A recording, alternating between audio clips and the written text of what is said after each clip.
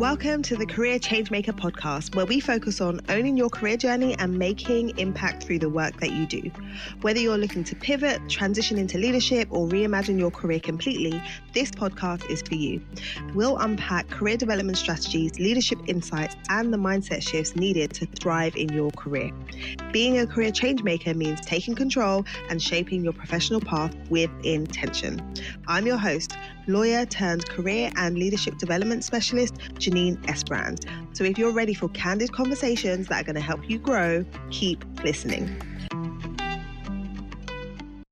Hello, and welcome to the show. Welcome to today's episode. If you have been feeling like there are only two options, either stay miserable or burn it all down, then this episode is for you. Because I'm going to be talking about why all or nothing thinking is keeping you stuck. Oftentimes, what I see amongst the clients that I work with is that they know that something isn't quite working anymore. They feel restless, they feel disengaged, they feel quietly frustrated, but every option they brainstorm feels too extreme.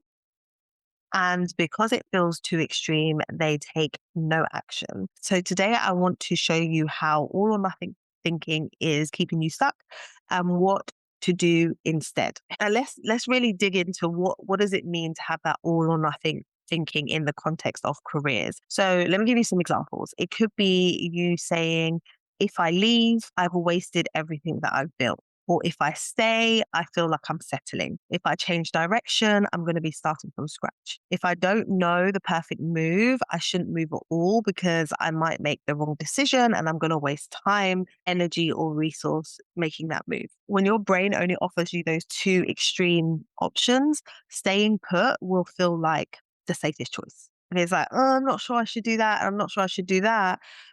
We just stay where we are. Because a confused mind doesn't move forward. Now, you are a high achiever, so it makes sense for you to get into the headspace where it feels like it's a this choice or a that choice and have that very black and white thinking. Up to this point in your career, you have been rewarded for making commitments, making choices, for deciding on the path that you're going to take.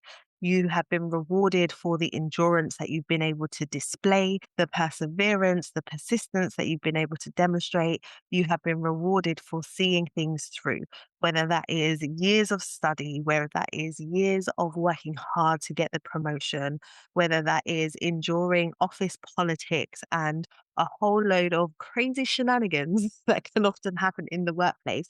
You've been there. You've done that. Right? So you as a person may have an identity that is really tied to your competence, your consistency, the fact that you are the reliable one, you are the go-to person, you are the one that not only your colleagues, but your friends and family trust to have the answers. Right? So when it comes to you thinking about your career next, it makes sense that you're coming with that black and white thinking, that you're coming with I need to commit to a path. And once I commit to a path, I need to go down that way, or I need to see things through. I need to be consistent in my approach. The problem, though, is that when you come to something like making some kind of career transition, whether that is you moving out to do something else or you committing to growing in the path that you're in now and stepping up to leadership, it requires a different approach. It requires you to move away from being so fixed to the outcome and deciding on a path and moving forward and staying true to what you've decided and being consistent, and instead being open, instead being flexible, instead being adaptable and recognizing that where you start may not lead to where you think it's going to lead to, or where you start doesn't necessarily link with where you're going to end up. So if you hold on to that approach where it's, I need to make a decision and that decision is final, that can really lead to years of quiet dissatisfaction, right? Where you're just staying in it because you decided years ago that you were going to do the thing and you've done the thing and now you're doing it, and then that's just your path, that's just your lot. It can lead to a loss of confidence and energy. Like when you are showing up day in, day out in a space that you don't want to be, it takes a lot out of you. It takes a lot out of you. And then you start to question, am I doing the right thing? Am I really making as much impact as I'm supposed to be making? And it can impact that confidence that you once had coming into the role when you first started on this path. And you can ultimately be feeling disconnected. That there's something about that cognitive dissonance where you are showing up doing something on a day-to-day basis, but internally you don't feel like it's the right thing to do. That tension, that friction doesn't just go away. It stays there. And it can lead to that feeling of resentment. When it comes to you considering your next move, I invite you to think about your career decisions as experiments. They don't need to be the end all and be all. They I want you to think about your career decisions as experiments. It doesn't have to be the be all and end all. Some of the most interesting people that I've interviewed for this podcast or had conversations with are ones who have had interesting, windy, squiggly careers where they have started in one place and end up in another place. And they've been introduced to something they didn't even know existed. And they followed the breadcrumbs and they were open to exploring. You have the opportunity to adjust, to refine, to reevaluate, and know that the skill set that you are building along the way gets to be leveraged as you move forward. That any decision that you make can be changed.